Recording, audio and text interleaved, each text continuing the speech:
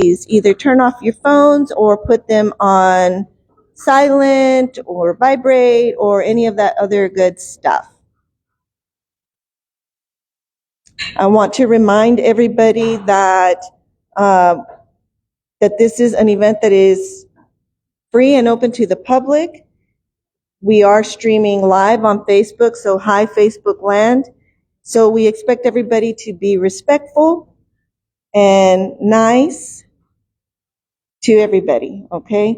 We don't want any type of disturbances. If you have any questions after, the presentations or whatever, we ask that you write them down and keep them until the end. Do not interrupt our presenter, okay? Because he's really knowledgeable, and I'm sure, and he's the sweetest person I know, so he would stop and answer, but then it stops the flow. So let's not do that, okay? But first, this morning, I want to thank Target for sending their folks out here to volunteer and help us out. So thank you, Target. They're one of our sponsors. So we want to thank them for that. Target's amazing. We thank them. So first, before we start our presentation, we acknowledge that the missions are our home. And so we like to have people from the National Park Service who cares for our home. And I think they've done an amazing job in taking care of our home for us. So we have them come out, and this morning we have the pleasure of having the superintendent, Christine Jacobs. I don't have her bio, but she is an amazing lady, and she's going to come out and tell us what's going on at the parks. Good morning. Can everyone hear me okay? All right. Good morning. My name is Christine Jacobs, and I am the superintendent at San Antonio Missions National Historical Park. I often say I have the best job in the National Park Service, and I mean it. You know this place that we now call San Antonio Missions National Historical Park as home. From Mission Concepcion, Mission San Jose, Mission San Juan, Mission Espada, and Rancho de las Cabras in Floresville, your ancestors built these places. And first and foremost, from the National Park Service, we acknowledge and recognize not only the land, but the significance of the water. It's really that connectedness between the missions, the San Antonio River, and the acequias, the 26 miles of acequias that the National Park Service manages in the 7th largest city of the United States. It's our privilege and really our honor to take care of these places for you forever. We're in the forever business, I often say. So a few things to highlight. I want to be deferential to Ed. I know his presentation is going to be fantastic. But I do want to highlight a couple of pieces for not only the folks here at the Mission Library, but for those who are watching remotely. The National Park Service in 2022 in November, in conjunction with Veterans Day, rolled out free lifetime passes for all veterans and Gold Star families. So that's free entrance to every single national park and other federal public lands forever. And so if you have not, you can get them online. But you can also, Ed's showing his in the back, but you can also come to the National Park Service Visitor Center at Mission San Jose, and you can show your veteran ID, and you can pick up those passes. They're a lifetime pass. For active duty service members, and I want to recognize in Military City, USA. Military history is part of the mosaic of culture and experience and community we have in San Antonio. For active duty service members, you can go to the Visitor Center Mission San Jose, and you can get a free 1-year pass. So that's renewable every year. There's another pass for people who have a permanent disability. So whether you're a veteran with a permanent disability or you otherwise have a permanent disability, there's an access pass. And so not only is that free entrance to the national parks, but it's discounts on things like camping and things like that. So during a break, come and talk to me if you have any questions. But I strongly encourage you to go in person over to the Visitor Center. We are so close. You could leave today and pop over there, and in 10 minutes you would walk out with your pass to all national parks. I also want to highlight, we have some really fantastic programming at the park, and we value our partnership with the Mission Indian descendant community. Things that we do every year in collaboration with the community. We have History and Genealogy Day. If you haven't participated in History and Genealogy Day, it's a wonderful opportunity. As I understand, cousins have found each other. They didn't know they were cousins. They didn't know they were aunts and uncles until History and Genealogy Day. So it's an opportunity for mission descendants, through your own words, through your own experiences, to show the photographs of your ancestors and the enduring connections that you have to the place that is the missions. And also an opportunity for the public to be better educated in the fact that you're still here, that the mission descendants didn't pack up and leave, that you are part of and central to where it really is a very living landscape and a living National Park Service unit. I also want to highlight, in conjunction with Dia de los Muertos, so this is happening the end of November, in the granary, and we've been doing this in collaboration with the mission descendant community for many years. So plan ahead if it's something you'd like to do. But mission descendant families set up ofrendas in the granary, and we have an intimate reception just for the mission descendant families. But again, that's another opportunity for the public to engage. In the more immediate future, the city of San Antonio hosts and organizes a World Heritage Festival every single year. Many of the activities are permitted, like the bike ride and the walk, by the National Park Service. It's actually a permitted event under a permit from the National Park Service. But the National Park Service hosts, because we manage 5-6 of the key features of the World Heritage Sites. It is the missions themselves, in addition to Rancho de los Cabras. The keystone, cornerstone, launch, whatever word you want to use, the signature event for the National Park Service this year, on the very first day of the World Heritage Festival, is focused solely on the mission descendant community. So you'll see soon an announcement, an invitation. If you would like to come, and it's focused on oral histories. If you would like to come and share your story, tell your story, have that story professionally recorded, and then we will put it all together into probably a couple of different deliverables. We'll put them online. But this is an opportunity for mission descendants to tell their story and to have your experiences and your connection to the missions, to home, be the front and the face of what we're doing at San Antonio Missions National Historical Park for the World Heritage Festival. So those are some exciting things coming up. Again, I don't want to take up too much of Ed's time, but I invite you. I'm a pretty approachable person for most. I've had lunch and breakfast with many of you. But if you don't know me well, I brought business cards. I love to eat breakfast tacos. If you want to get together and have breakfast tacos, you can probably tell. I also like coffee. But if you'd like to get together, and I would love to hear more about how the missions are important to you, what you see the National Park Service can do even better to facilitate the close relationships we have. But I value, from the bottom of my heart, the close collaboration we have here in San Antonio with the Mission Indian descendant community. And I'm grateful to you for trusting us to take care of these places that you call home forever. Thank you.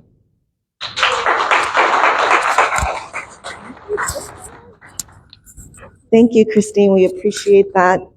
Wow, that's a lot of information. That's great for everybody. So thank you for that. So now, without further ado, our next presenter, and Ed, forgive me if I butcher your last name. I try really hard not to, and I should have gotten with you before. Blauvelt? Yay! Is of Tawassee heritage of Alabama within the Coosa chiefdom from the Muskogee Creek Confederacy, originating from the Creek town of Atagi, and of the Mohawk people from upstate New York. This guy's impressive. Continue to listen. Ed has served in the U.S. Air Force for 43 years, 27 years on active duty service, retiring Senior Master Sergeant, and 16 years as a civil servant. He is currently serving in the grade GS-13 as the Chief of Command Operations and Manpower in Air Force Security Assistance and Training. Ed served with our nation's nuclear deterrence force as crew chief on the F-111 fighter bomber with the Air Force Special Operations and Headquarters 19 Air Force as a command and control superintendent and as the Harm Chief and the B-52 Force and the 2D Bomb Wing. He was stationed in the United Kingdom, the Netherlands, Turkey, New Mexico, Texas, California, Florida, and Louisiana, and has served in Scotland, Germany, and nearly 30 states. Can you adopt me? I would have liked to have been adopted by you as a child. Ed has 6 college degrees, 3 which are being master's degrees. His masters are in aviation management, aerospace safety systems, and military history. His bachelor degree is in aerospace engineering, where he graduated valedictorian from Embry-Riddle Aeronautical University. He's been the chairman of the Joint Base San Antonio Randolph Air Force Base American Indian Heritage Committee for the past 12 years. He also sits on the board of the directors for the Society of American Indian Government Employees. He is the Sage Warrior Society Director for all American Indian active, reserve, Guard service members, and veterans within government service. He is also the president of the William Hightower chapter of Sons of the American Revolution and is the Association of Blauvelt Descendants military historian. He's been married to his beautiful bride, Nikki. Where are you, Nikki? There's Nikki. For nearly 39 years, who he met while serving in her home country of England. Together they have 3 children, Edward, Emily Rose, and Evan, who is here today, and 3 grandchildren, 2 of which are present here today as well. Please help me welcome Ed Blauvelt.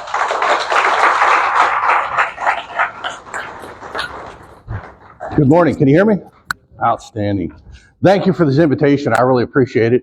I'd like to welcome some special guests that are here. We have Miss Joanne Betancourt, the chairman of the Homano tribe, is here. Miss Chris from the Texas American Buffalo Project. I love her. She's just so great. Also have the vice chair for the JBSA American Indian Heritage Committee, Jeff Johnson, and his wife, Krista, is here with us. Who's military in here? Retired military. What'd you do? Navy. Navy. Thank you for your service. Oh, I didn't see him. Sorry. Oh, you don't know me by him. Yeah, I don't know him. Yes, sir. What? Marine Corps. Marine Corps. Thank you for your service. Welcome, sir. How you doing? Thank you. Good to see you. I've danced with him before. It's just, hey. Jeff, Air Force. Who else? Air Force. Air Force. Thank you for your service. Anybody else? Navy. Navy. Thank you, brother. Thank you all for your service. My son back there is a staff sergeant in the Army currently.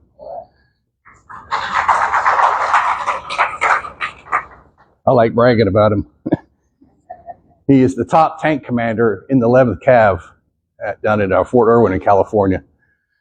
So he has the highest score, the highest kill score. What was it? The top gun, top commander, top tank commander. He's won almost every award as a tank commander, and he's only been in 6 years. So he's our future right there.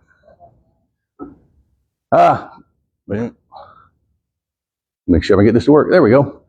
Like I said, today I'm going to talk about Native Americans or American Indians. I'll switch back and forth in the United States military. American Indians have a rich history of military service, both with their tribes and with our nation. And it became logical for them to integrate into our services after the expansion of the Indian Wars, which we'll go into a little later, because we are warrior servants. All Native American warriors are servants to their people. You're not there to fight, you're there to help the people. If fighting comes to it, you do it. Otherwise, you feed, clothe, and protect. Exact same thing the United States military does. A little about myself. Shoot, covered a lot. I didn't think we should cover that much. But I'm Tawasi Muskegee from the Coosa Chiefdom, which is just outside of Montgomery, Alabama. We're from the town of Atagi, which now sits underneath the ghost town of Washington. My mother's family is from there. My father's family is Mohawk from upstate New York. My Dutch side of the family came here in 1630, and we settled a little island. I think you heard of it. It's called Manhattan. That was our island for a long time. We were pirates, and if you look on the map, you'll see Bluefields, Nicaragua, and Bluefields Bay, Jamaica. That's ours. My last name means Bluefields. We worked as pirates between that two locations on the ship called the Lagarce. There are still arrest warrants out from the Spanish crown for my family. We caused hell and havoc within that region. I've been in the Air Force. I was born in the Air Force. I was born at McCoy Air Force Base. My father was Air Force. I joined the day I graduated high school at 17 and never looked back. Yesterday was my 43rd year in the Air Force. So, and I took advantage of it. That's why I have all those degrees. They paid for it, so I went. Every chance I got, I went to school. And I got every degree I could. My last degree, military history, I did for fun. My others are aeronautical engineering, which I did for my degree because I was an aircraft mechanic. Like I said, I've been married to my bride there for 40 years this October. I met her at Lake and Heath. She was a short order cook at the NCO club. And I was in line going, man, she's good looking and can cook. I'm walking down the line. I go, hey, I'm Ed, you're gorgeous. And she goes, next. So I didn't get to date her till a year later. We dated 6 months and been married almost 40 years now. Yeah. And I have drugged her all over the world and back. She has followed me. It's brought up a military family, so she is a special. I sit on the Society of American Indian Government Employees. There are 501(c)(3)s in the federal government, like big, blacks in government, few, federal employed women, FPAC, which is the Pacific Asian Islander, 501(c)(3)s. We support the ethnic groups of people working in government. I sit on the American Indian version. It's called SAGE, Society of American Indians Government Employees. I sit on the board of directors, and I'm the Warrior Society director for all active duty, reserve guard, and veteran American Indians. So they told me I missed the meeting, and that's how I got voted in. But I'm responsible, I think they said like a million people or something like that across all the veterans and active duty. And each year I hand out the American Indian Meritorious Service Award to 10 Native American service members and veterans who are working in government. And I just did that 2 weeks ago, and that was awesome. I'll show you that a little later. All right, overview. This is everything I'm going to go over. This will be a standard military briefing, 137 slides. There'll be 4-hour tests afterwards, 100 questions, 4 essays, so please take notes. I'm going to cover a lot of stuff because you need to know how we started to where we're at. So I want to show you how we got there. Before we start, though, rid your mind of any preconceived notions about people. When you do history, you cannot sit there and think, that guy was a racist, that girl was a racist, that person did this purposely. Don't forget the time they lived in, the media, the powers to be, and everything else that was impacting on their lives and what they were being told to believe. And then the myths that grew up out of that. And some of those myths still permeate today in the military. So a person's statements or belief at a specific time doesn't always hold steadfast. One great example was Henry Truman, who thought Native Americans were a bit slow to learn everything. After World War II, he said, without them, we would have never done what we did in World War II. He said they showed that they were one of the smartest people I've ever met, one of the most resourceful people we've ever met.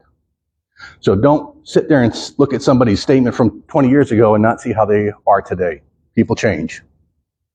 The words used in this will be encompassing and standardization. I will use American Indians mostly. We know we like to be called by our tribal names, Mohawk, Kalwasi, but I want to be all-encompassing of everybody in the country. All right, before Europeans, most of our warfare for Native Americans or American Indians was low contact. Mainly because there was a low population. You couldn't go out to an all-out battle like the Europeans do in line formations and attack each other because you eventually end up with no population after a while. So normally the only reasons you'd go to war was to avenge the death of a relative or a tribal neighbor. Most famous was the Mohawks controlled all commerce from the St. Lawrence Seaway to the Mississippi River, eastern seaboard to the Gulf of Mexico. They controlled all the commerce, all trading. If one of their warriors died en route from one city to the next, the whole force would go down to the city he died at and destroy it. All right, we obtain plunder, food, and other resources. People starving, you've got corn, I ain't got nothing. We're going to get you corn. And only if you had a mass of men big enough to do it. To attain prestige and acceptance for adult members, on the plains, you would ride up and count coup. You take your stick and just whack the opposing force members. You didn't kill them, you just whacked them. You got close enough so where he could kill you, but he couldn't touch you, and you smack him first. And you got coup points. Or to take captives. Mohawks were famous for going up and taking Micmac women as wives, and Abenaki women up in northern New England area. There's a lot of scholars that will tell you the pre-contact warfare was more game-like, and it was. If you look at the Aztec, they have what's called the flowery wars. And it wasn't, their weapons didn't kill. Their weapons were designed to stun, and they would take you prisoner. At the end of the war, whoever had the most prisoners won. Those prisoners would be executed, and they went willingly because they were going to Shambhala. The princes and the generals would not be killed. They would be sent back to the opposing side. But it was more like a game. Another game of war that we had was called lacrosse, a little war. And it was actually about, you could have up to 1,000 men going over a mile radius playing this game with sticks and a ball, just kind of trying to get from one side to the other. And you got broken arms, broken legs, everything. But it built up young men's ability to fight if need be. It was training games. They also thought one of the reasons we didn't fight so much is we had weak logistical capabilities, which we did. We did not have steel. We did not have the wheel. We did not have the horse. Without those three things, you're limited on how much warfare you can make. Arrows only go so far. Arrows only go so far. So it affects the sustainment of continuous combat. Caesar could take his men, surround a city. He had steel food. He had food coming in. He could supply his men. He could surround a city and siege them for years on end, which he did in France one time.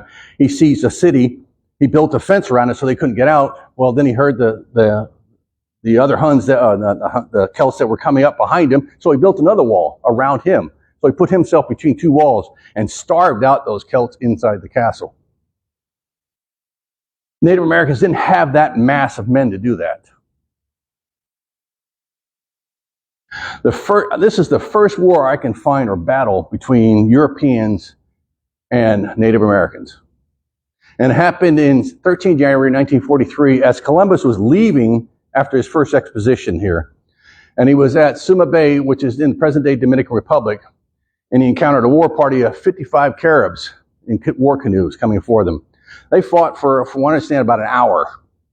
He's in a big ship, and they're in little canoes, and they're still holding him off. The only thing that saved him was his artillery and his steel weapons. That's the first recorded battle I can find. Now, I have this great book here. This tells you every battle, war, skirmish that ever happened in the Americas. And it's fascinating. Get a chance to read this. It's amazing stuff. Make sure I go in the right direction. All right, European warfare. You have to know how the Europeans fought compared to us. Europeans have several different methods. They had professional armies. Sparta had a professional standing army. You were born as a male, you went immediately into combat training. They fought as a unit. They protected one another. Their shields did not stand in front of them. They did not put their shield in front of them. Their shield was always off to the side because you protected the guy to your side. The guy to your side protected you. That built camaraderie up, that you knew your man was protecting you. The British had the officer corps, which they would give out orders. You would have a hierarchy of generals and colonels down who would give out battle orders. They also had impressed or imprisoned or impressed forces. Germany and Britain would take prisoners out of jail and say, you're now a sailor, you're now a soldier. You would do your term. And it could be up to 7 to 10 years. If you died, bye. If you didn't, we might let you go. So they had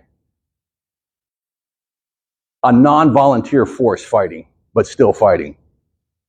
Beginning in the 1600s, started the military revolution. Weapons technologies took off. That's where guns were and cannons were starting to be invented.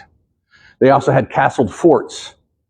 They have an Italian-style fort where the corners overlap each other. So if you try to attack, every corner would see you and attack you back. They used mass and effect in linear formations. They would form up in square boxes across the battlefield. And you couldn't move or attack either way you went. And a famous one was Alexander the Great. He would form up in a major box up front of 1,000 men with 2 wing boxes on either side, and behind the main box was his reserve unit. He would start, and when in combat, your king was always in the reserve unit. So on the opposite side is the exact same way. The objective is to get to that king. They used to carry their gold with them in combat.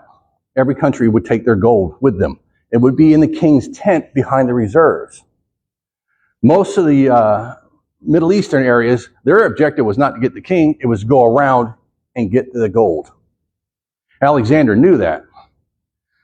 At one famous battle, he had his right wing fail purposely. He started calling him back, and he started making the wing pull back in a semicircle away from the main battlefield. The whole other side saw that and started that direction. He knew they were going to go for the gold. As soon as they started moving, he had his main force split open, and he rode right through the center and captured the king. The Zulu do the same type of formation. You might have heard in a few movies. It's called the bull horns. They will do the same thing. Square formation in the front, wings out the side. And you encapsulate or encompass your enemy. During the battle of in Italy, when Hannibal sacked Rome, they did the same formation, but they did it differently. Hannibal knew the Romans hated the Spanish. So he put the Spanish up front, way up front. His wings were way back here. The Romans fixed on that and started hitting just the center. The Spanish were told, as they attack, move backwards. Just keep moving backwards. As they moved backwards, they sucked the whole Roman army in as the wings came around without them ever noticing it. They destroyed, I think it was 5 legions that day. They used heavy infantry, cavalry units, light artillery within your infantry unit, so you had riflemen within it. You had disciplined troops with coordinated tactical maneuvers. You did not move until you were told to move. You fired, shot, reloaded, fired, shot, reloaded, fired, shot, reloaded. The number one thing that pushed their military above everybody else's, non-commissioned officers in the ranks and junior officers within the ranks. No other army had done that yet. So before, you just had everybody was a private. You would get your orders from the colonel, and you'd go out. Well, there's nobody to watch you after you got your orders. You could run off. What they did is they put senior NCOs in those ranks, and they put a junior officer with them. So they would follow up with the orders. The order was, do this, men move, and the NCOs would move the men and keep moving them. That was the number one reason that these militaries became so effective. And that's why if you look worldwide, the Europeans were able to take over most of the country very quickly, most of the world very quickly, because of that style of military.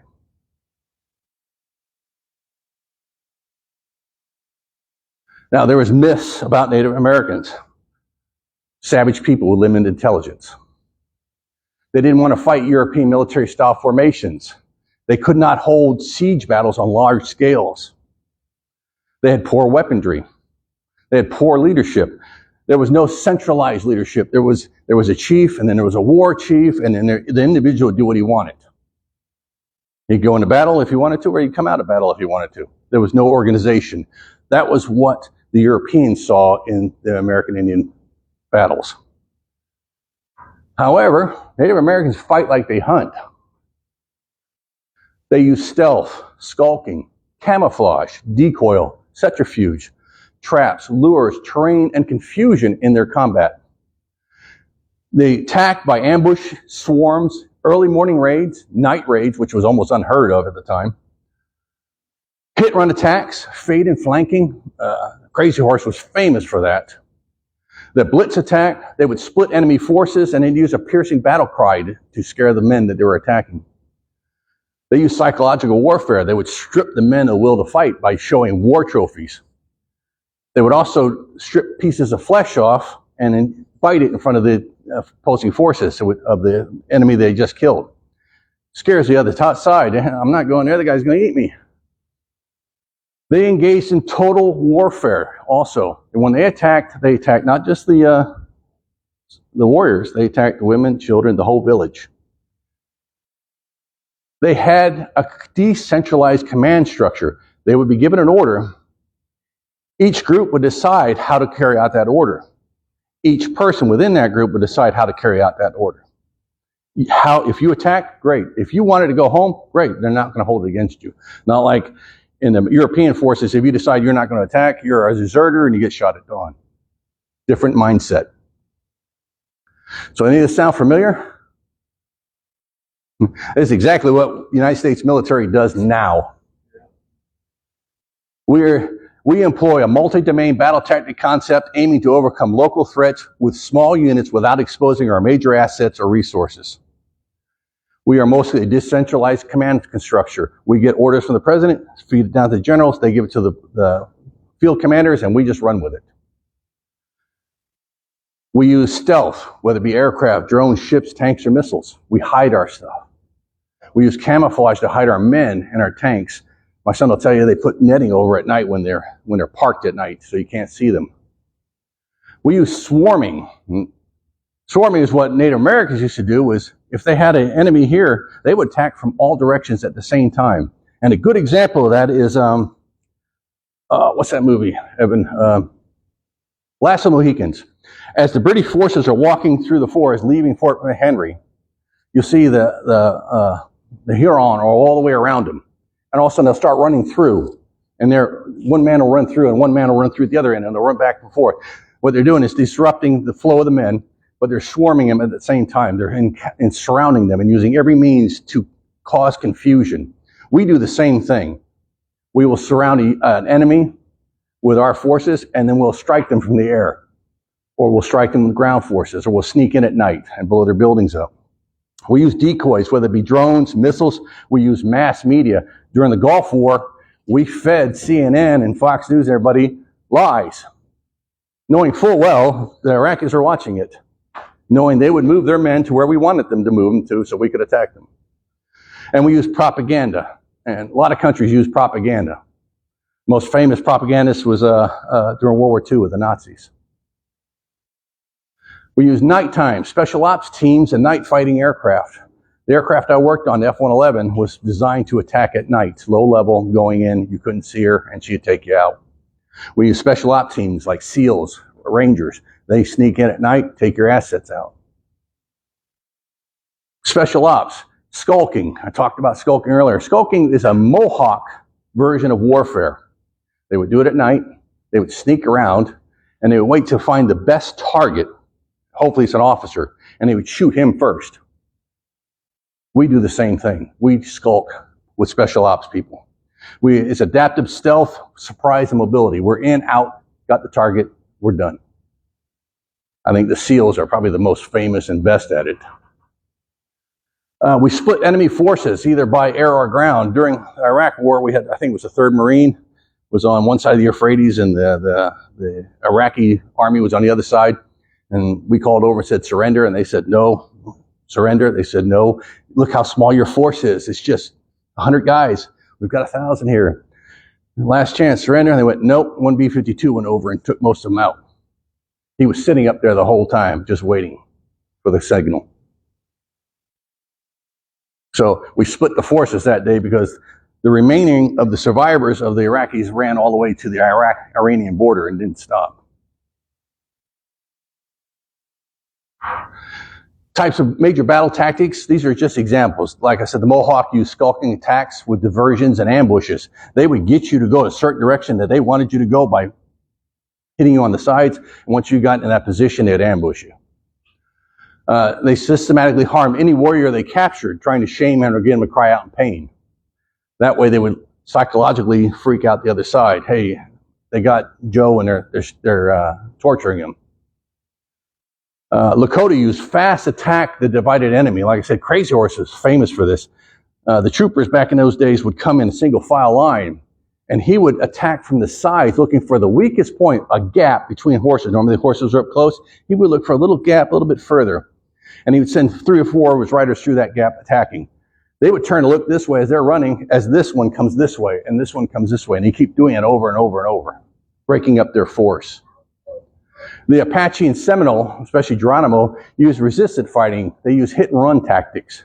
They would hit you hard and then melt back into the forest or the desert. You never see them. And then they hit you again from another area and melt back in the desert. The Muskogee, my people, would do night attacks. We would be stripped of all clothing and go attack in the middle of the night.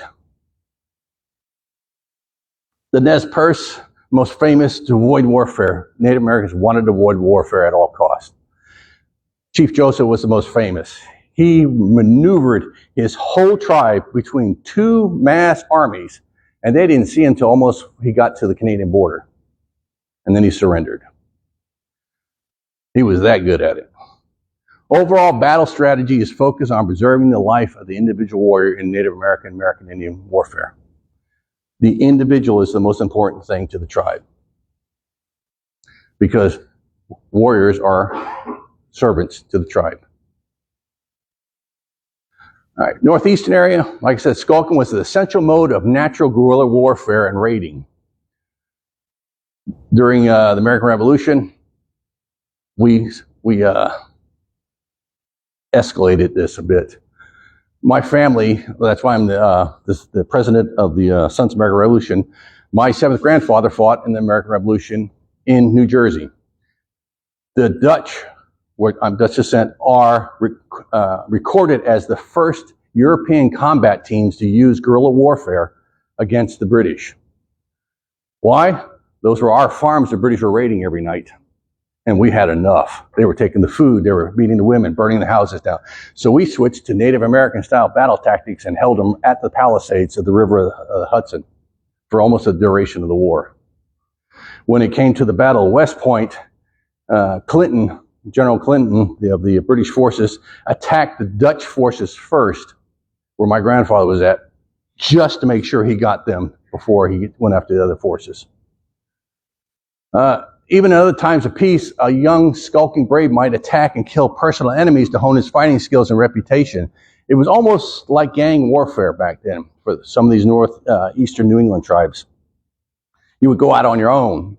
You would find another opposing Huron or Abenaki or a Penobscot, and you'd go and attack him just to show that I'm better. Skulking enraged in the European officers. They hated it because the number one objective was to kill the officer. And they said, you're not following the rules of war, which we countered with, you did the same thing most of Europe. So it wasn't new to them. It was just, they didn't like it. And it's called petit guerre, which is guerrilla warfare, the little war. The southeastern Muskogee, small mobile units used in surprise, nighttime attacks, used cover to attack. Only children were spared in the attacks. Men and women were both killed equally. Fought naked because if an arrow went through you and you had clothing on, it would take a piece of the clothing through you and it would fester and you would end up dying of an infection. So they limited the opportunities to have infections. The Northwest, Odawa, under Pontiac, taught his men European-style formations to fight against the Europeans. He injected his own style, instructing his men to form a series of patterns, including half-moon, semicircles. He would use different patterns to confuse the Europeans as he attacked them. He was pretty effective. These formations could be shifted on the fly and were effective on rough terrain. And the way they used to shift it was an eagle whistle. They would blow a series of calls into an eagle whistle, and people knew, okay, 3 calls, I go to the right, 4 calls, I go to the left, 5 calls, I go forward. The Plains Indians, Crazy Horse, misled General George Crook and his team into a valley once. He faked them out all the way down this ravine area and got them where he wanted. And he waited for the troops to take a break. When they took a break and they put their guns down, because he stacked them, rack and stack them, he attacked. With 1,500 Sioux warriors. The General Crook took a major beating that day. They always hid their numbers by walking in single file. You ever, Star Wars, Tusken Raiders? That's where they get this from. They waited until they were upon an enemy before breaking line formation. So they wait till the last minute to break formation and attack. They made it hard for the soldiers to see how many actually there. Is it 100? Is it 1? Is it 10? Because they would stay in a line formation and you never knew. They focused their attack on one specific location, the spot they thought was the weakest. They used battle cries, horns, whistles, and they would steal.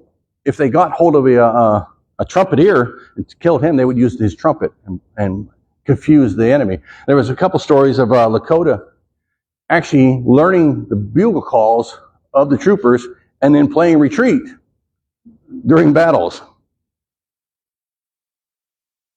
And this was called the Blitz attacks. The resistant attacks by the southwest and southeastern people, like the Apache, like I said, they would do a hit and run. They would use the terrain to hide themselves. Hills, valleys, crevices, and they used total warfare. When they attacked everybody. And this started because Geronimo, I did a presentation on Geronimo a couple months ago, and he said he was happy in life. He had a beautiful wife. She was a bit frail. He had children. He loved it. They killed his wife and kids. As he walked from Arizona to New Mexico for 3 days, he said the seed planted itself, and I knew what I was going to do. And he became, I'm going to kill everybody. And that's exactly what he did. And he hit the Spanish, he hit the Mexicans, he hit the Americans, he hit everybody. He did not care. The Seminoles did something similar. Seminoles are actually Muskogee and a couple other tribes mixed together that moved down to Florida and hid for years. They used hit and run attacks, they used the terrain, they used the swamps. The United States military could never get them out, and that's why they're still there today. And they once again used total warfare. So at the far west in Espresse, he wanted to avoid warfare. His men were being killed in vast numbers. They didn't stand a chance. So he wanted to get his people out. And he figured going to Canada was the best way. So he eluded the best military leaders on his way up to Canada for almost, I think it was 3 months. Lakota men would form half-moon formations to allow others to escape. I'll show you that. So when the army came up upon a village, all the warriors would form a half-moon circle out in front of the village. They would fight off the troopers until the non-combatants got out of the village, which is the women, children, and older. Then they would slowly pull back through the village and disappear. The army countered it by using the 3-column method.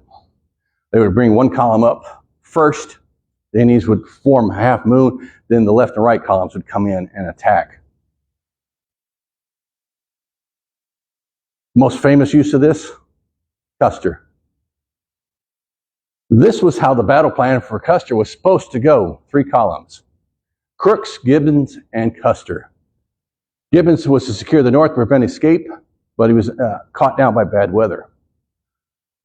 Crook was delayed due to bad weather and an attack at Fort Reno and the battle at Powder River. Custer got there first. He figured he could surround the camp and force a surrender. He only had 1/3 the men needed. So he divided his forces up. And this is what he did. He sent Reno down to be the center. He sent Banteen to be the far left, and he would be the far right. He would ride along the ridge line and go back to the back of the camp, knowing that the forward attack would force them to have their women and children leave. And he would be there to capture them. The problem is, they saw him right about there. The warriors saw him, the Mikichu saw him coming through that area. So they ran down the riverbank chasing him, staying out of sight, till he came down to make his move. And as he came down the deep coulee, they went up and met him.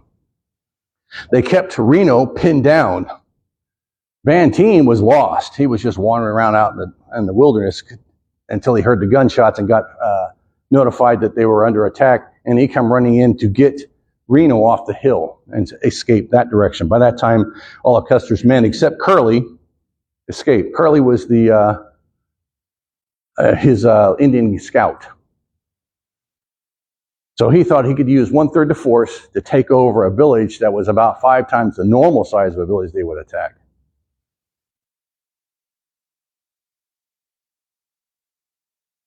Our early conflicts. These are the early wars of the Americas within New England and the 13 colonies. As you can see, almost all of them are between colonists and their militia, which is unregulated military, and tribesmen. And it would start with a skirmish. Normally, you took food, or you hurt one of my women, or you hurt one of my kids, and then it would escalate into a full-out battle. And they would call that full-out battle a war. There was only 2 real wars during this time, and that was the Pueblo Revolt against the Spanish and the French Indian War. And the French Indian War was actually the First World War. The Pueblo Revolt is when the Pueblo Indians revolted against the Spanish, and they drove them out. Well, the Spanish came back and severed the hands off of every man they found after that. These are the wars that led up to the American Revolution. The American Revolution started because of the French Indian War. They wanted us to pay England, they wanted us to pay for the war by taxation. And they started by taxing us, and then we revolted against that, so they came for our guns. That's what actually kicked off the battles at Concord, was they were coming for the guns. And in the Minuteman force that greet them was Native Americans. All right, these early conflicts were, like I said, mostly between people. Once Indians began to obtain comparable weapons, though, the battles either ended in a loss for the Europeans or a draw. The worst case was the Pequots, though. They were almost wiped out to the person. And the remaining Pequots were moved down to the Caribbean islands to work as slaves in the sugar fields down there. Once regular military units were employed against the Indians began to roll back due to defeats due to attrition of manning. Once I hit a village and I kill 30% of your men, you have nothing else. I have more guys I can bring over from Europe. So, Revolutionary War. Most tribes in the United States saw the war as an internal squabble and did not want to get involved. They could care less. Though there were some Indians that did serve as Minutemen, there was a Stonebridge group that served with the forces at Bunker Hill. The Oneida tried to remain neutral. They were very friendly to the colonists. The Oneida got along very well. And they weren't going to do anything until they were attacked by the British at Fort Stanwix. And once they were attacked under Chief Shenandoah, they fought with us. And there's a famous battle of the Battle of Oriskany where the Oneida won praise from the American generals how well they fought. One of them was Henry, Chief Henry. He was shot in the wrist, and he couldn't hold his gun no more. So his wife would reload his gun, and he would hold it up and shoot, and he'd pass it back. She'd reload another one, and he'd hold it up and shoot. The Revolutionary War also split the Mohawk Nation in half. Half voted with Joseph Brant to back the British. They live in Canada now. The other half decided to remain neutral. Also, most people don't realize this, as the Oneida and other Indians, like the Shinnecox, came in and fed the American troops at Valley Forge when they were starving to death in that worst winter. So if they hadn't come in and fed the troops, they would have been wiped out. The war would have been over. Sure. I did have intermission. Just take a 10-minute break real quick so that, if you want to go to the bathroom or whatever, we have pastries, water, coffee, get all of that, because it's really good. It's been good so far, it's getting even better, so let's take a quick break. We'll be back in about 11:35. On the book that you showed. And do it without my feature. You also wanted me to let you know.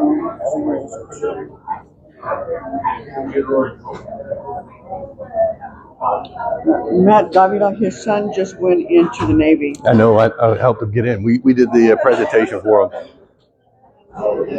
My cousin Rosalinda wanted you to know, we had to My third time great grandfather was actually a Confederate soldier. Well, just wait. I'm not there yet. Okay. You got to see what I got coming up. Awesome. Here's Laura Jensen.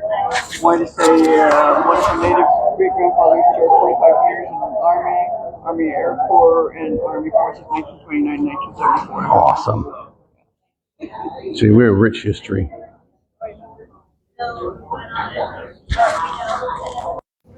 They're gonna hear it, but it's gonna be. It's okay.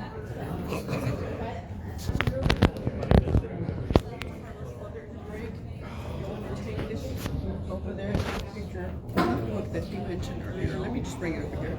Yeah, because we can't. You should ask him if he can give you that, so that you can put a link of his thing.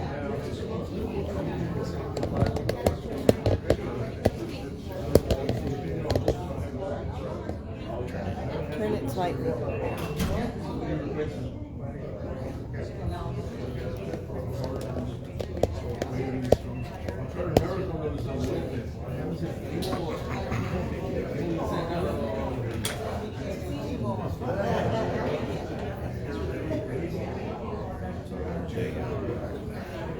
There's a wire that has double, and you can connect this one. And you can connect. We need to find it.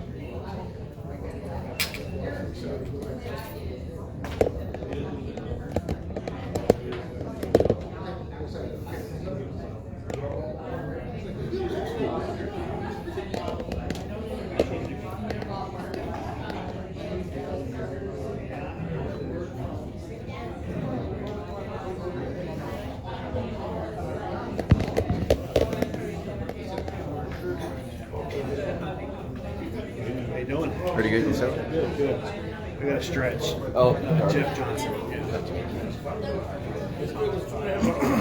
Yeah, I have to stretch. I can't sit very long. we're the same. Yeah, you know, like that's what I keep. My wife, you know, even job related, they want to keep trying to fly me over in the for far trips, and I can't handle it. Plane ride anymore. I'll be one of those ones going, "Get me out of here!" Yeah. The stewardess will come and you need to put your seatbelt. You need to go sit down. But I gotta go to the restroom. That's where you can go. Air Marshal will be over there with a gun in my chest. Sit down. Never like that. Yeah, I just can't.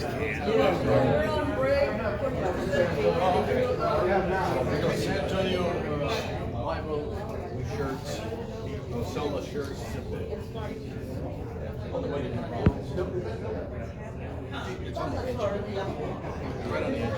Just real quick, we're on break. We're going to do a couple recognitions. We want to recognize the oldest, whether you're active duty or you're a veteran. If we want to recognize the oldest veteran here, we're active duty. We want to recognize the youngest soldier, active duty or retired.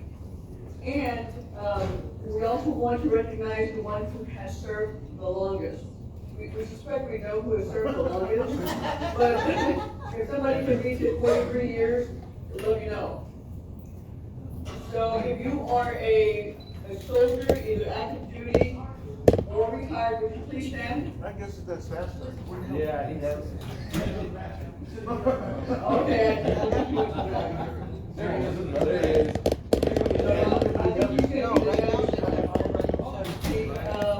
What about the oldest ones?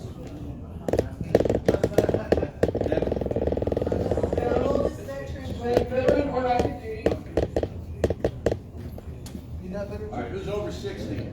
Anybody over 60? 65. 67. 65. You got it. 67. You got it.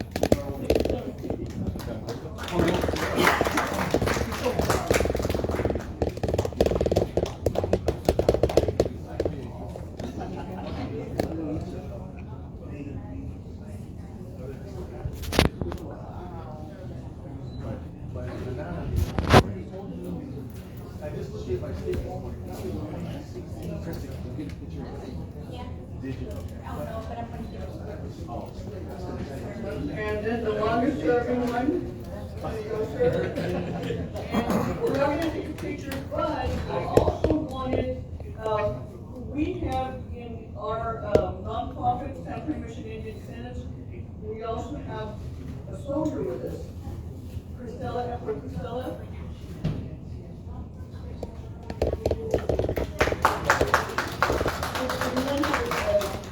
We'll have to sit up here with these guys. We can get a good picture now.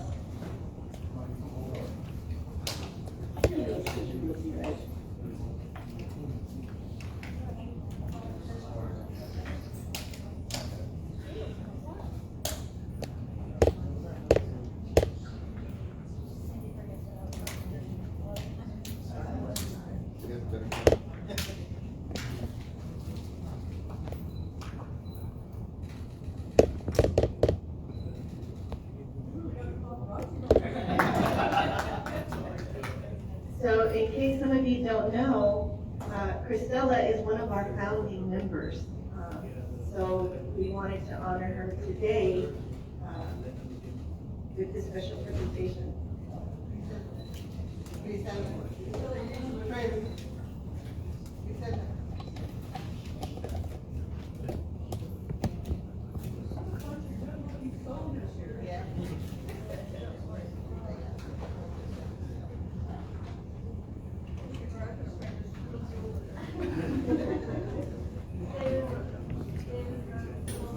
So it's not very much, but we wanted to take the opportunity to thank our soldiers that were present here today for all your hard work, all your effort. Who served the longest, but all of you who have served in the military, from our hearts to you, thank you so much for everything that you have done for the freedoms that we enjoy today that we so often take for granted. But thank you, each one of you. Thank you.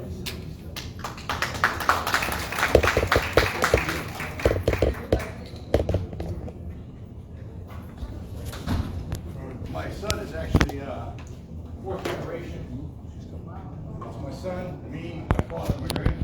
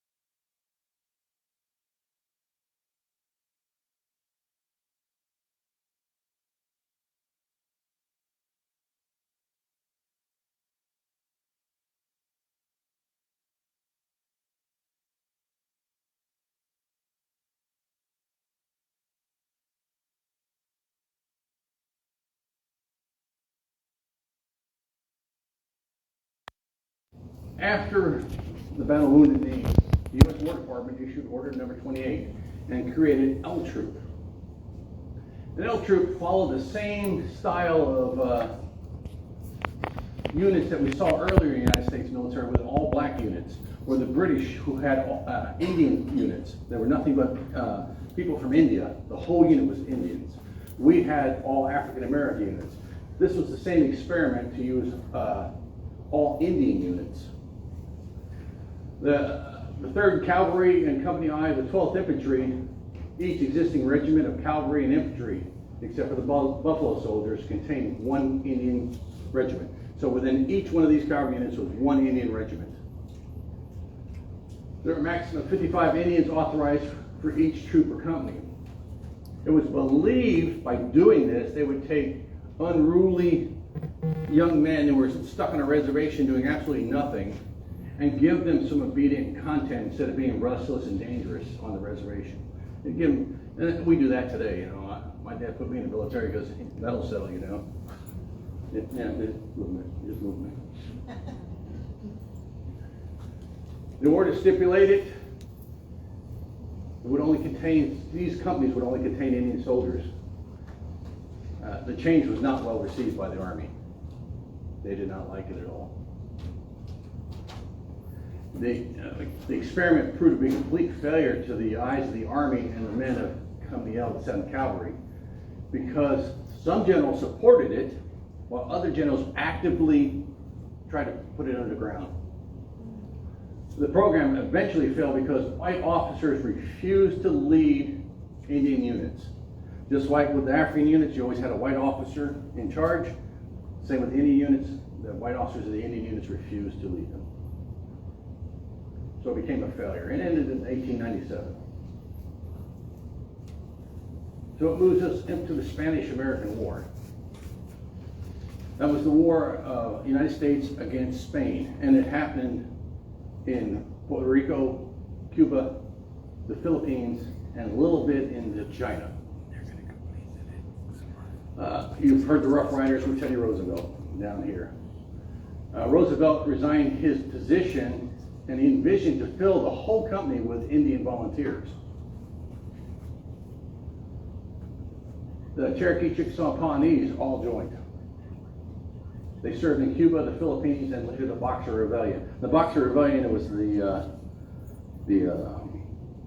end of the Opium Wars in China, where they seized most of China after Peking during the battle there. Their service at this time was validated as a simulation. Americans had been focusing on assimilating American Indians into our culture and have them become like us Americans. Instead of having reservations, we'd end up with the reservations gone, and they would become just like us Americans. That was the progressive movement. They saw this as validation to their movement. These men joined, these men fought, they became soldiers. Obviously, the assimilation program to become Americans is working. And to some extent, it was. Most famous Native American in the war was William Pollock, a Pawnee.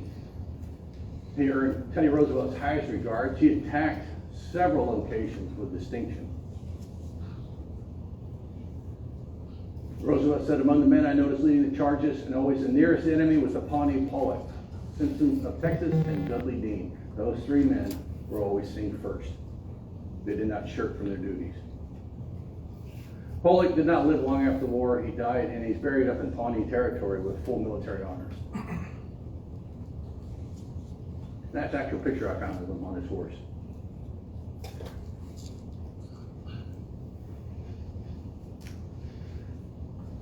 Now, there were women in the Spanish-American War, Native American women. The earliest documented Native American women in the U.S. military were these 4 Lakota nuns. They worked as nurses. They came from a small sisterhood up in North Dakota and were there throughout the whole war. I was looking for months trying to find some Native American women in combat, and those are the first 4 I could find. Now the big war comes, World War I. By World War I, most Americans believed American Indians were extinct, or their extinction was inevitable. Ironically, praising Indians' virtues of courage, energy, and daring. They remember the serials back in the time, and the Indians were always fighting; they could do anything. Still didn't have voting rights. We're not citizens of the United States. Still, tribes with elite warrior societies sent their sons. 6,000 were drafted, and thousands enlisted voluntarily. Indians went to a specific camp to be trained. So, in the South, you went to South Carolina, you went to Camp Jackson, Cody in New Mexico, Arthur Jones in Texas, Camp Function in Kansas. We know where Camp Function is, we took a tour of it. Camp Dodge in Iowa. Trench warfare was taught at Camp Blauvelt in New York. That's named after my family. You can still go to that base today. It's Blauvelt State Park. And there are underground tunnels that you trained in. You came up into what's called tweed tunnels. You fought your warfare and then went back down underground, and they debriefed you on how you were able to attack and fight. And you were taught how to get out of the trench, attack another trench, go back down in. And they're still there today.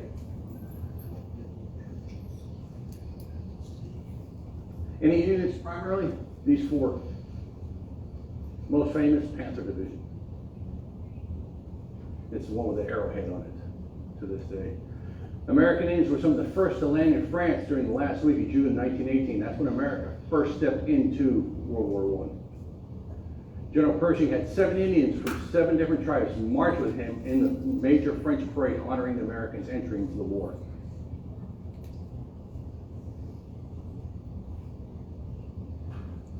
The American Indians fought in every engagement during the war. Most famous, Private Joseph Oklahoma, whose name means man killer.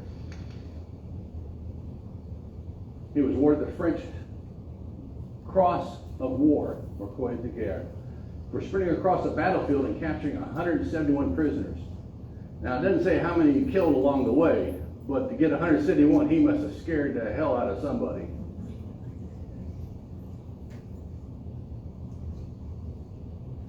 Also during the First World War, these two firsts here.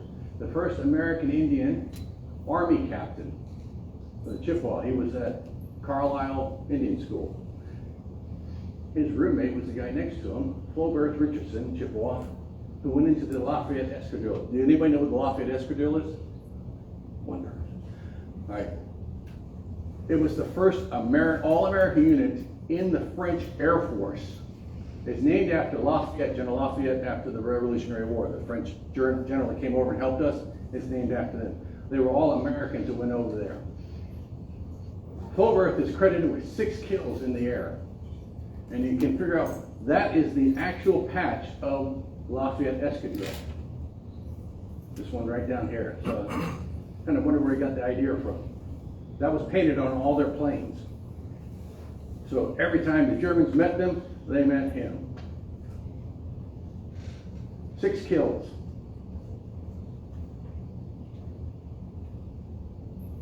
First aviator in the United States Army, that's Native American.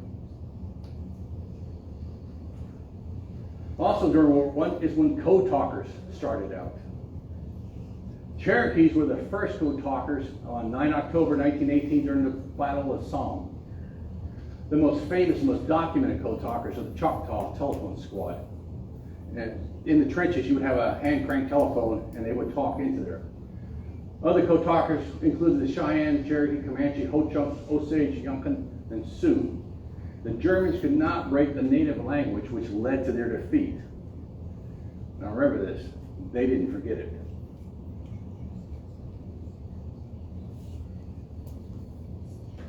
An estimated 5% of American Indian soldiers died in combat.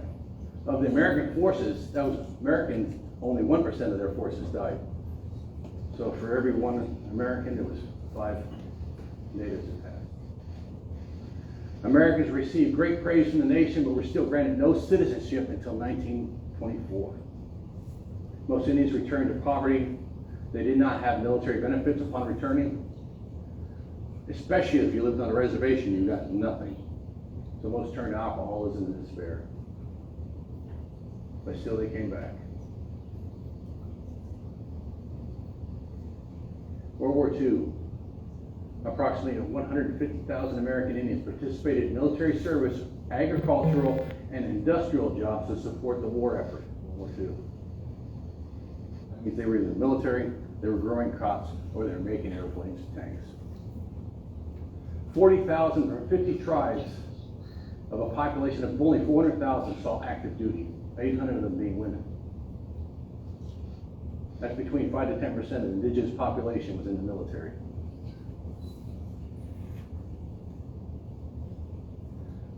Ultimately, there was 534 American Indian code talkers during World War II.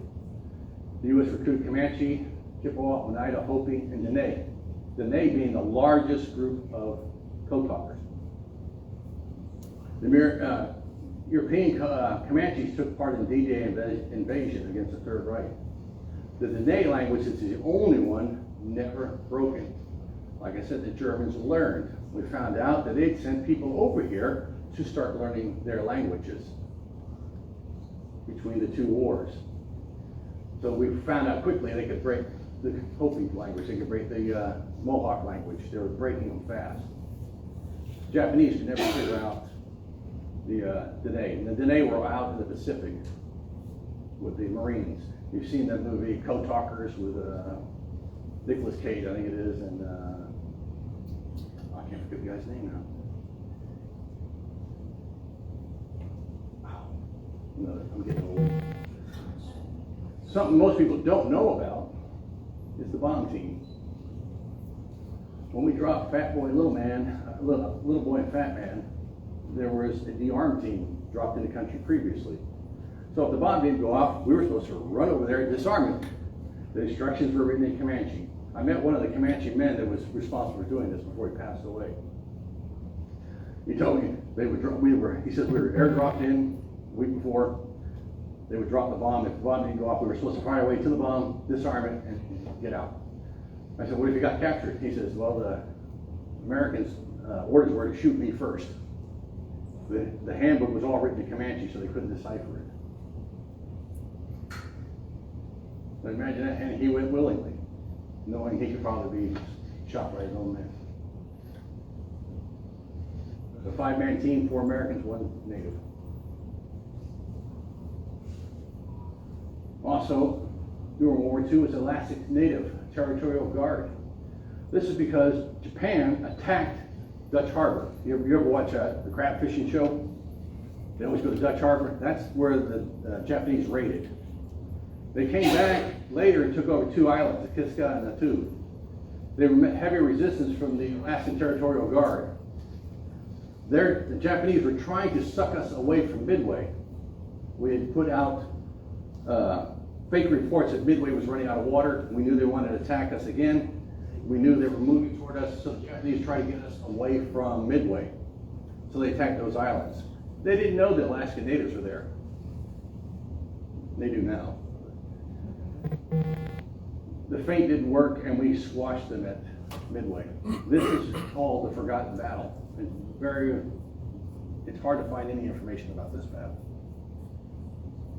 But that's actually a picture of the soldiers there.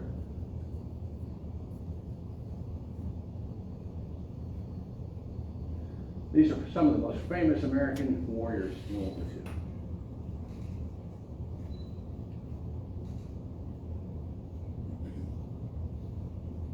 Who watched Black Sheep Squadron Pappy Boyington, Black Sheep Squadron? He was Sioux. He took the misfit pilots of the Navy and Marine Corps and made them into one of the best fighting forces ever. He was shot down and taken prisoner. The Japanese did not tell anybody they had him, so everybody thought he was dead. They held him. There was a movie out about an Olympic runner called Zimmer. I think it was Zimmer. He was an Olympic runner that got captured, and Pappy Boyington was held with him. The Japanese never told anybody they had him. They hated him. Ira Hayes, Battle of Iwo Jima. He's one of the 5 men that put the flag up.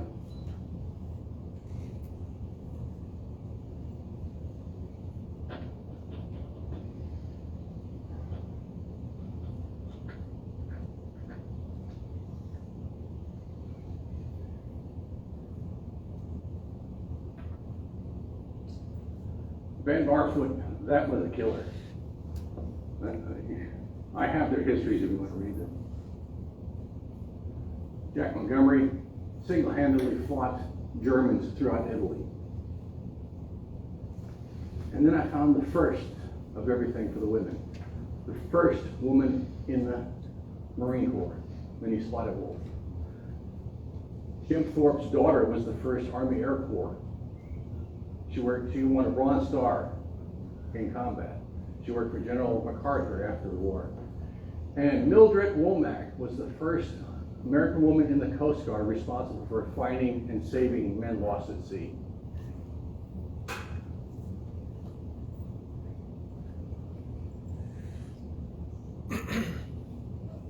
People we should know. The outcome of the World War II, our dances, songs, and religious rites started showing back up. Men came back from combat and started the gore dance again. They started the warrior societies again. The physical boundaries that separated the American Indian from mainstream America started eroding away. But it also had the effect of a mass exodus from the reservations, where we ended up with a lot of urban Indians now.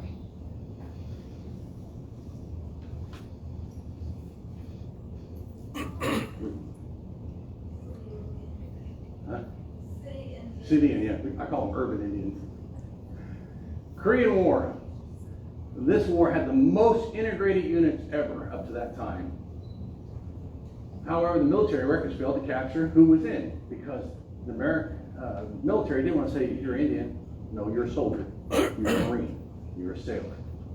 So they didn't write it down. The only ones they actually kept track of were the African Americans. There were no more Indian-only units. Everyone was integrated. But we still use code talkers. Two of the biggest badasses are those two right there. Mitchell Red Cloud, who when they found him after fighting off a Chinese counterattack, he was dead with about 100 Chinese around him. And Sergeant Woodrow Kettle, he was in Korea and Vietnam, and he was awarded his Medal of Honor in Vietnam, but you ought to read his exploits in Korea. They called him a gentle giant until he got attacked. And then they said that all hell broke loose. And they just said, we let him go first and we'll follow. Vietnam, Indians became stereotyped as trackers. Who remembers the movie Predator? Who was the guy they sent out first? Billy. Same thing was happening then. The mindset still sits. They're the best trackers. We'll put them as point. They can see everything. It had a psychological effect to the American troops, the regular European American troops, because they felt with a Native American there, nothing was going to get them, because he could see and know everything. Even though you read some of their stories, you go, I've never even been out of the woods.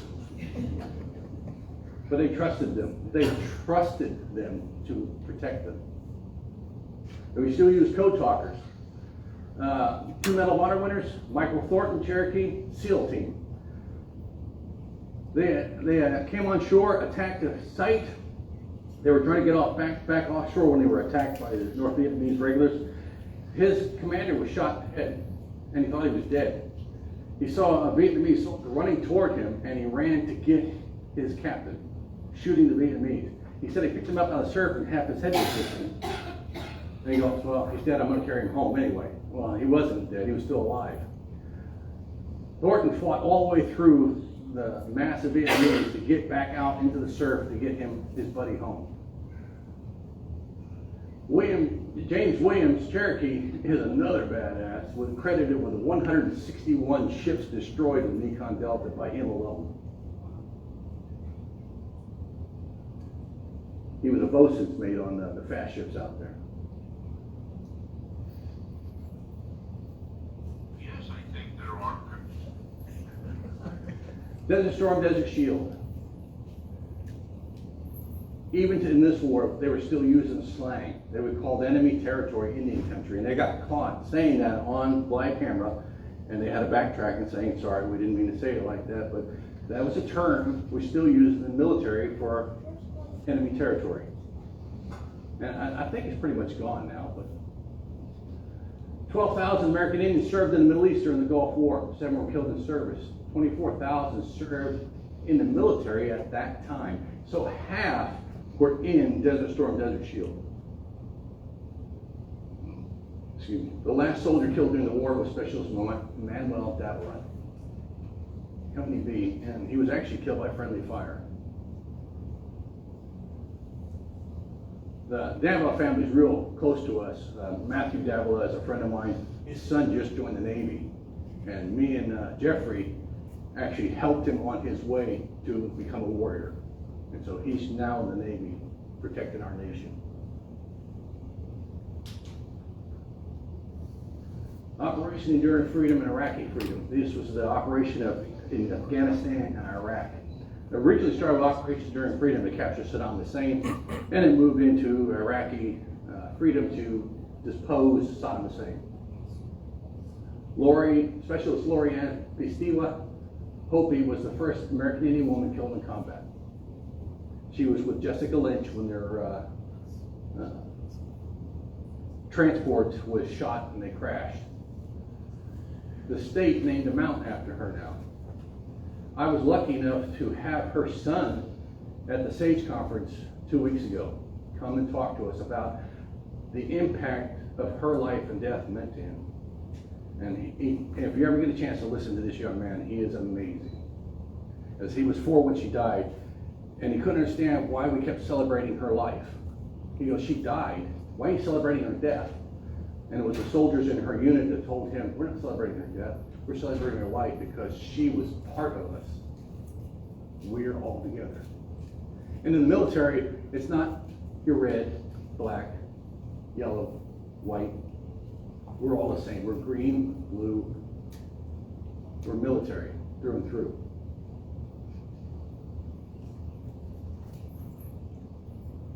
The number of American Indians during this conflict is not recorded, though.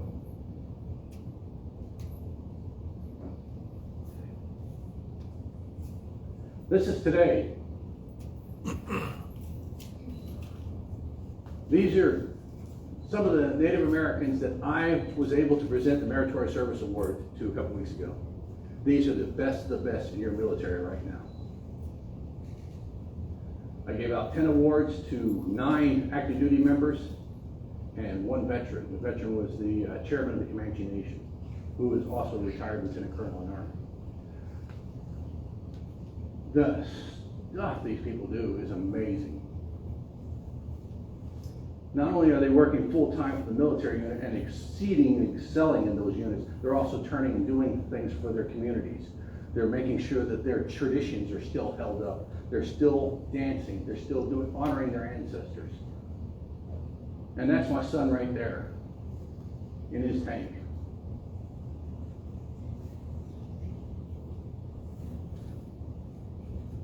Well, my bad. Ain't my bad. Right there. Each year I get to do this. I get to hand out 10 awards. I get resumes and nominations from all over the United States, Europe. 3 of those people came in from Germany and Japan and Hawaii for this presentation.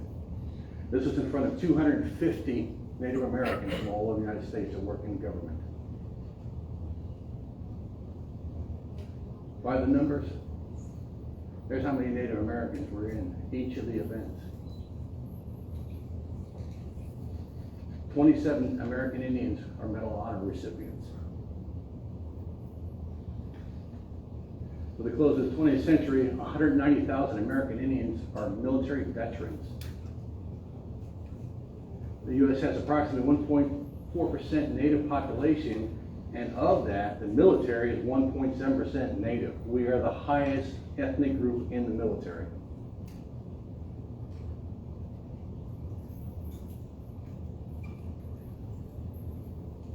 So why do we serve? Well, it started with invasions. We had to because of the, we're standing at the seashore, we're going like this, and they just came running in by us and said, took everything that wasn't nailed down. We started forming alliances. because we realized we could get the Europeans to fight against our enemy. Your enemy is my enemy. We're friends right now. We also, at times, needed food, supplies, especially during the Indian Wars when General Sherman went and decided to destroy all the buffalo. People were starving to death, so they made alliances with the soldiers just so they could eat. It evolved to status. You have status within your tribe now. You have honor within yourself now as a service member. You have the respect of your community. You have rights now. They fought for your rights. They fought in the military until you got the right to vote, till you became a U.S. citizen. They fought that for you. And for our country. I like how Night Horse says it. The camaraderie we build transcends ethnicity. Like I said, we don't see white, black, yellow, green. We are soldiers. We fight for each other, just like the Spartans did. Your shield covers your buddy. We do the same. We have our own monument now. It's in Washington, D.C., right behind Congress. Me and my son there were honored to be the sage representatives to the dedication of this monument, the American Indian Veteran Memorial. It was designed by R.B. Pratt, who is a peace chief. And I actually had him as a speaker my last stage event as well. Me and Evan actually met the last remaining Navajo code talker there. And we got in trouble because we talked too much with him, and they said he's on a set schedule, and you three are yakking too much. He remembers everything that happened in the war. He was 3rd Marine. He was 16 when he went in. He barely spoke English. He was at Iwo Jima. 3rd Marine Iwo Jima was also my cousin Thomas Oswald, who was killed coming ashore. He was in the same unit as Ira Hayes. I was lucky enough to play Ira Hayes in a play once. So it means a lot to me. Get a chance, go to our monument. Right behind it is the American Indian Museum, and it's amazing. And they have fry bread in there. They got corn soup, fried bread. What else do they have, Evan? Everything. Oh. You can't see it. There's a little coffee bar, but if you walk past the coffee bar and go around, there's a cafeteria back there. And I think we spent like 5 hours in there. Each day. We left like this. We went to the dedication. As we got there, Hurricane Nicole hit. So we're in pouring rain. There's about 12,000 Native Americans, soldiers in formation, marching for this. And it is pouring of rain. We still marched. We had a blast.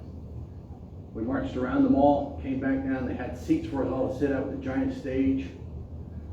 And we sat in the pouring rain for Hurricane Nicole until it stopped. Then the politicians showed up to make their speeches. We were soaked to the bone. We didn't care. We were playing music, drums, everything. I got to meet I got to see my friends, the Women Kiowa Warriors, which was great.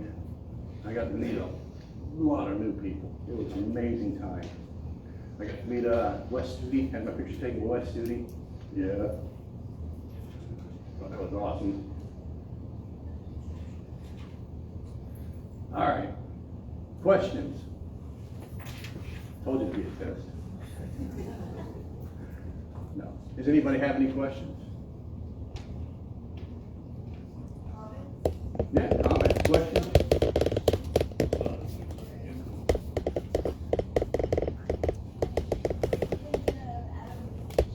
Beach, that was it, Adam Beach. In Code Talkers with Nicholas Cage. Yeah. Good movie. Very good actor. Anyone have any comments, any questions for Ed? Yes, ma'am. Did you hear about the Hawaiian Clipper? The Hawaiian Clipper.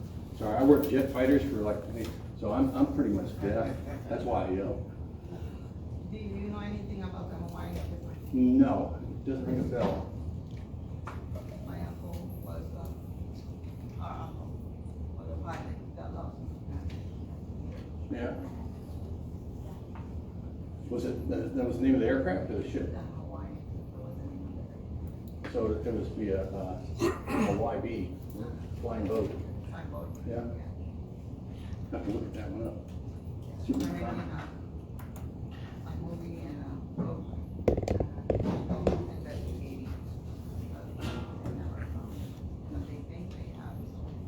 Yeah, I've got another cousin, he was shot down Okinawa with the Blauvelt. They still have not found it. In World War II, my family put 395 Blauvelts into the military. We still have 4 missing in action to this day.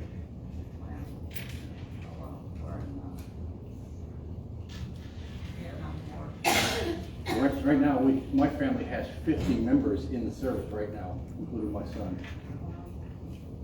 Do you know anything about the Texas Native Americans who fought during the Civil War? Most of the Texans, there was a few that joined, and they were actually taken up into the Oklahoma region and put in those units. They also fought the Pancho Villa Wars with my son's unit, 11th Cav. But most of the names were not recorded. It will say Indian Scout A, Scout B, Indian Scout C. We have an ancestor that served It's better, it's better. Yeah. Also the Diaz, Texas. Yeah. And Texas was strange because half of Texas was on the Confederacy side, but there were also Texas units that were on the Union side. Yeah. But one of the things that we heard, and I don't know how true this is, because everything I guess we talk about it.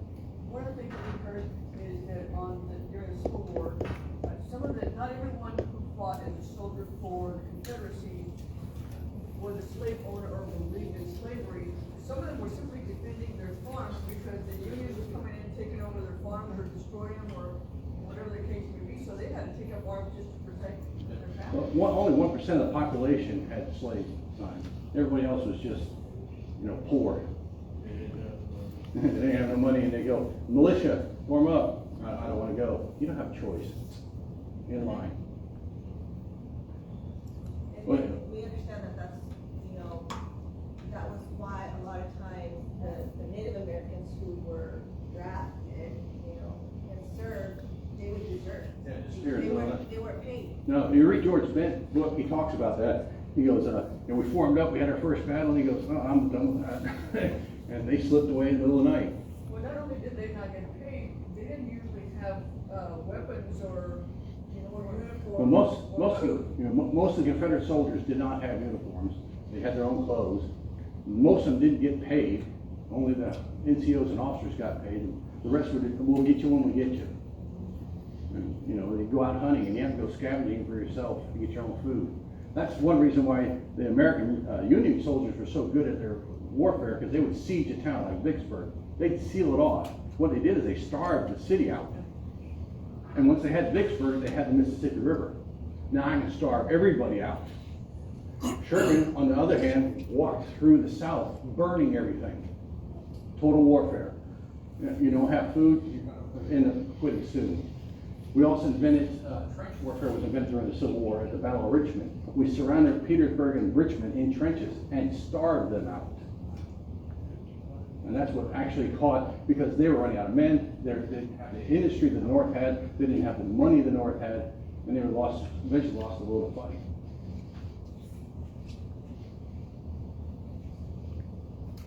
Anybody else? Well, I hope you enjoyed it. Thank you for this opportunity. For my part,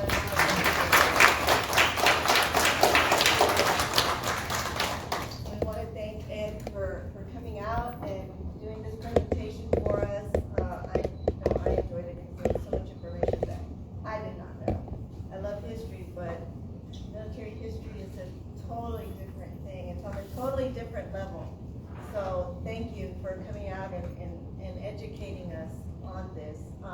Ed's going to hang around. He's going to be around. So for those of you who are shy folks who don't want to ask a question out here, feel free to come up and talk to Ed and ask questions. Look at the book that he brought out, and maybe you can purchase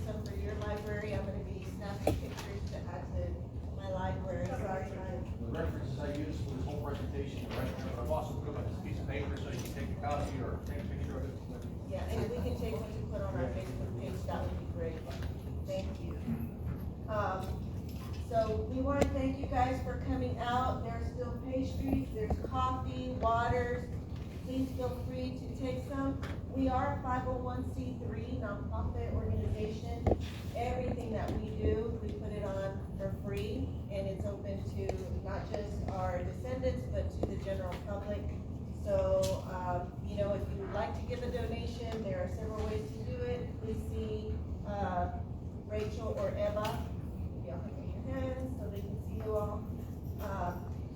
And, you know, we thank you for your support. You know, your support is more than just money. Your support is being out here and participating with us, and so we appreciate it. And if y'all have questions for us, please, by all means, come and ask us. Look at our page, you should. Yes.